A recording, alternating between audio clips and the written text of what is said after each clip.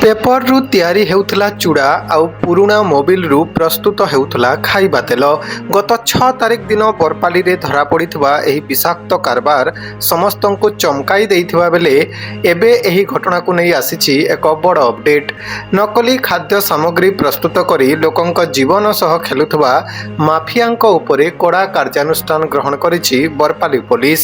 ଚଢ଼ାଉ ପରେ ଫେରାର ଥିବା ଗୋଦାମ ମାଲିକଙ୍କୁ ଶେଷରେ ଗିରଫ କରିଛି ପୋଲିସ। ଗିରଫ ହୋଇଥିବା ମୁଖ୍ୟ ଦୁଇ ଅଭିଯୁକ୍ତ ହେଲେ ଅଙ୍କିତ ଅଗ୍ରୱାଲ ଏବଂ ଅବିନାଶ ଅଗ୍ରୱାଲ। ଏହି ପୂରା ଘଟଣାକୁ କେନ୍ଦ୍ର କରି ବରପାଲି ଥାନାରେ କେସ୍ ନମ୍ବର 190/26 ରେଜିଷ୍ଟର ହୋଇଛି। ଏହି ଗିରଫଦାରୀ ପରେ ନକଲି କାରବାରର ଗୁମର ଆହୁରି ଫିଟିବାର ସମ୍ଭାବନା ରହିଛି। ସୂଚନାଯୋଗ୍ୟ ଯେ ଗତ 6 ତାରିଖ ବରପାଲି ଅଞ୍ଚଳରେ ଚାଲିଥିବା ଏହି ବେଆଇନ ଗୋଦାମ ଉପରେ ପ୍ରଶାସନ ପକ୍ଷରୁ ଏକ ବଡ଼ ଧରଣର ଚଢ଼ାଉ କରାଯାଇଥିଲା। ଏହି ସ୍ପେଶିଆଲ ଅପରେସନରେ ତହସିଲଦାର ରୁକ୍ମଣ ମେହେର, ବରପାଲି ଥାନା ଅଧିକାରୀ ପ୍ରମୋଦ ସାହୁ ଏବଂ ଫୁଡ୍ ସେଫ୍ଟି ଅଧିକାରୀ ପରମେଶ୍ୱର ନାୟକଙ୍କ ସମେତ ଅନେକ ବରିଷ୍ଠ ଅଧିକାରୀ ସାମିଲ ଥିଲେ। ବିପୁଳ ପରିମାଣର ନକଲି ସାମଗ୍ରୀ, କଞ୍ଚାମାଲ ଏବଂ ମେସିନ୍ ଜବତ ହୋଇଥିବା ବେଳେ ଗୋଦାମକୁ ସିଲ୍ କରିଦେଇଥିଲା ପ୍ରଶାସନ।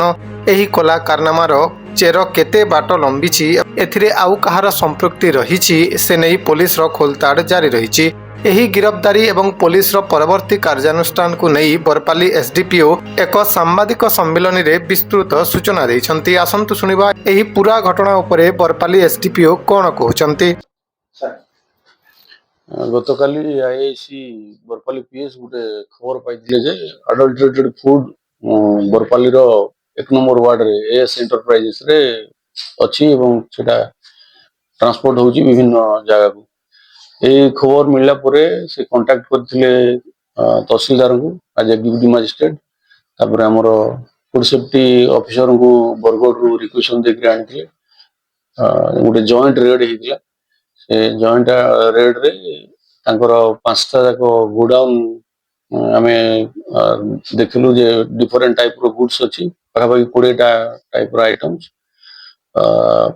ଫୁଡ୍ ସେଫ୍ଟି ଅଫିସର 20ଟା ସାମ୍ପୁଲ କଲେକ୍ସନ କରିଛନ୍ତି ଆଉ ସେ ଗୋଡାଉନ ଗୁଡାକ ସିଲ୍ ହେଇକି ଅଛି। ତାଙ୍କର ଗୋଡାଉନ ସିଲ୍ କରୁଛି ଏବଂ 7ଟା ପିକଅପ୍ ଯୋଉଥିରେ ଟ୍ରାନ୍ସପୋର୍ଟ କରୁଥିଲେ ସେଗୁଡା ବି ସିଜ୍ ହେଇକି ଅଛି। ବାକି 2 ଜଣ ଆରେଷ୍ଟ ହେଇଛନ୍ତି ସେ କେସ୍ରେ, ଅଙ୍କିତ ଅଗ୍ରୱାଲ ଆଉ ଅବିନାଶ ଅଗ୍ରୱାଲ। ଆଜି ତାଙ୍କ ବିରୁଦ୍ଧରେ ଆଇନଗତ କାର୍ଯ୍ୟାନୁଷ୍ଠାନ ନିଆହଉଛି। ଏ ବାବଦରେ ବରପାଲି ଥାନାର ଯୋଉ କେସ୍ ହେଇଛି, କେସ୍ ନମ୍ବର ହେଲା 190/26, different section IPC, different section food safety ଆକ୍ଟରେ କେସ୍ ହେଇଛି।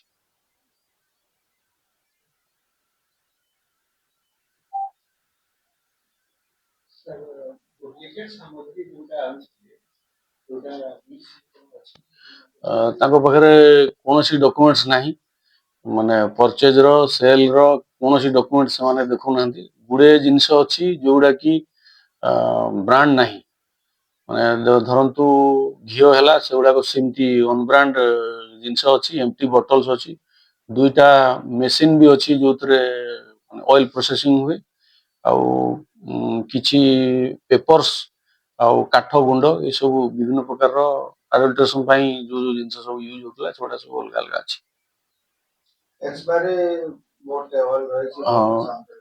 ହଁ, ବିଭିନ୍ନ ପ୍ରକାର ବିସ୍କୁଟ ଅଛି, କେକ୍ ଅଛି, ଜେଲି ଅଛି, ଯୋଉଟା କି ଅଲରେଡି ଏକ୍ସପାୟାର ଡେଟ୍ ହେଇଯାଇଛି, କିନ୍ତୁ ସେଗୁଡାକ ତାଙ୍କର ଗୋଡାଉନରେ ମହଜୁଦ ଅଛି।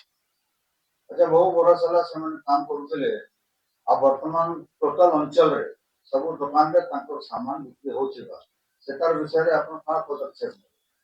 ଏଇଟା ତ ଆମେ ବର୍ତ୍ତମାନ କେସ୍ଟା ପ୍ରିଲିମିନାରୀ ଷ୍ଟେଜରେ ଅଛି। କାଲି ଇଏ କରିଛୁ, ଆଜି ତାଙ୍କ ବିରୁଦ୍ଧରେ ଆଇନଗତ କାର୍ଯ୍ୟାନୁଷ୍ଠାନ ନିଆଯାଉଛି। ଆମେ ଭେରିଫାଏ କରିବୁ ସେମାନେ କୋଉ କୋଉ ଜାଗାରେ ସେଲ୍ସ କରୁଥିଲେ ଏବଂ କୋଉ କୋଉ ଜାଗାରୁ ସବୁ ପ୍ରୋକ୍ୟୁର କରୁଥିଲେ, ତାପରେ ସେଇ ଅନୁସାରେ ଆକ୍ସନ ନେବୁ।